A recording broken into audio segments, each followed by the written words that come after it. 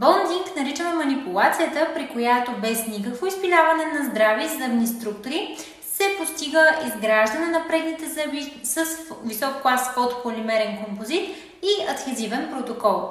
Най-често бондинга се използва за възстановяване в естетичната зона, чрез които се коригира формата, цвета, големината на предните зъби, затварят се разстояния между зъбите, изравнява се линията на усмивката, коригират се малки отчупени ръбчета и пукнатини. Процедурата не е болезнена, може да се извърши в рамките на едно посещение за един ден, а благодарение на послойното нанасяне и все по-добрите характеристики на високия клас композити, които се използват, то резултатите, които се постигат чрез бондинг, все по-добре се конкурират с